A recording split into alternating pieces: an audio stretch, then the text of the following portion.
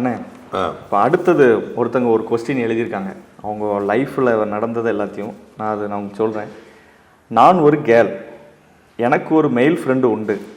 என்கிட்ட நல்ல பையன் மாதிரி தான் பேசிகிட்டு இருந்தான்.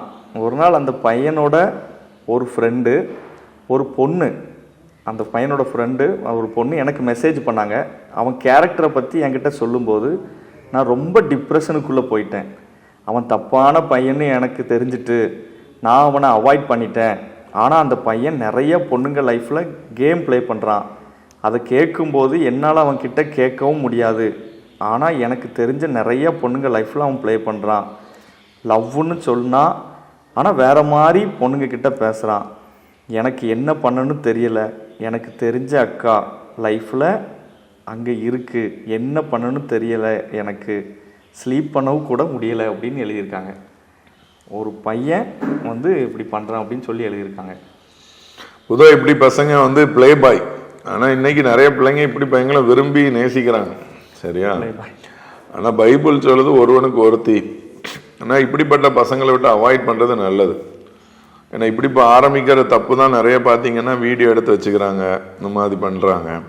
ஸோ இந்த பொண்ணு வந்து தெரியாமல் அவன்கிட்ட மாட்டிக்கிட்டான். இப்போ அவன் யாருங்கிறத ரியலைஸ் பண்ணிட்டான். ரியலைஸ் பண்ண பிறகு அவள் செய்ய வேண்டிய முக்கியமான ஒரு காரியம் என்ன அப்படின்னா, இதை அவாய்ட் பண்ணுறது. செல் நம்பரை கூட மாற்றிக்கலாம். இவங்ககிட்ட இருந்து கம்ப்ளீட்டாக விலகிறணும். அடுத்து இந்த பொண்ணு என்ன நினைக்கிறான்னா, மற்ற பிள்ளைங்களையும் காப்பாற்றணும்னு நினைக்கிறேன். சரியா? காப்பாற்றணும்னு நினைக்கிற நல்ல விஷயம். அந்த பிள்ளைங்கிட்ட சொல்லலாம், ஒரு சொல்லிட்டு விட்டுறலாம். இப்போ பெஸ்ட்டு அந்த பையனை விட்டு கம்ப்ளீட்டாக இவங்க வந்து விலகி இருக்கிறது தான் நல்ல விஷயம் நான் பார்க்குறேன்.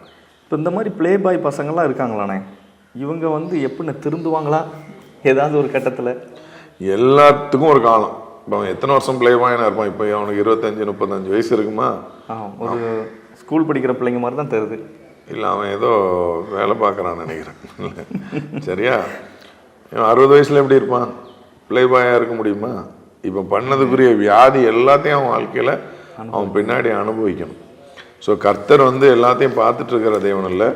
அதுக்கு சரியான, அதுவும் பெண் பாவம் சும்மா விடாதன்னு சொல்லுவாங்க.